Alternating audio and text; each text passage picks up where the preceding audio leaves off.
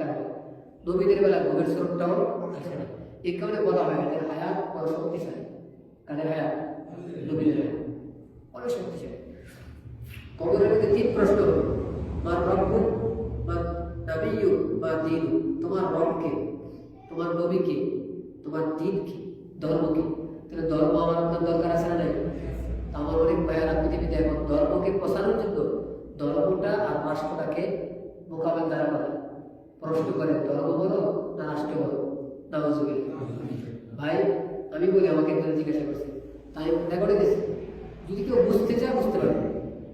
এক কথা কি, আমি বলবো আমার ধর্মেরও দরকার, রাষ্ট্রেরও দরকার।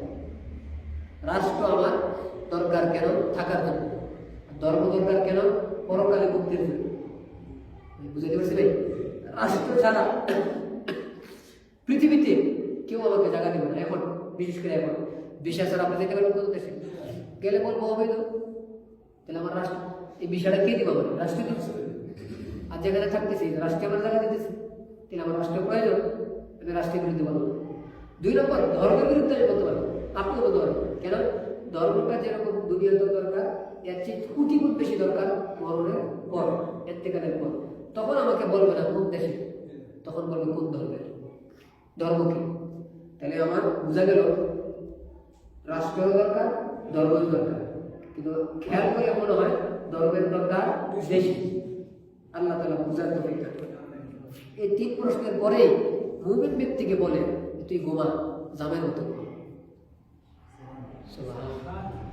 যারা উত্তর দিতে পারবে এদেরকে কি বলবে? শুধু ঘুমা বলবে না, ঘুমা জামাইয়ের মতো ঘুমা। তো এই আজকে বলার সময় না, যেহেতু কথা আয়েশা বলছে বলে দেয়, জামাই শব্দ বলছে এই কারণে, আপনি যখন বাড়িতে এমনি ঘুমান তা আপনার ঘুমটা ডিস্টার্ব দেওয়ার সম্ভাবনা আছে। যে কোনো সময় এসে বলবো এই বাজারের থেকে জিনিসটা নিয়ে আসবেন, আপনি এটা নেবেন, 15 মিনিট সেজু। আর যখন বিবাহ হয়, শ্বশুর বাড়িতে যদি কেউ যায় বা নিজের বাড়িতে আসে, স্বামী স্ত্রী যে ঘরে ঢুকছে, এই ঘরে দেখবেন মুরুব্বিরা পর্যন্ত কোনো বাচ্চা যদি যায় তো তারা আটকায় দেয়। তার মানে তার আরামের ক্ষেত্রে যেন কোনো ডিস্টার্ব না হয়। এইভাবে বেসাল দিয়ে বুঝাইছে তুই ঘুমা, জামাইয়ের মতো ঘুমা। কি অর্থ? দুনিয়াতে জামাইয়ের যেরকম ভাবে কোনো টেনশন নাই, যদি বৈধভাবে বিয়ে হয়, অবৈধভাবে হইলে কিন্তু ঝামেলা আছে। বৈধভাবে যদি বিবাহ হয় তাহলে কি নাই, কোনো টেনশন নাই।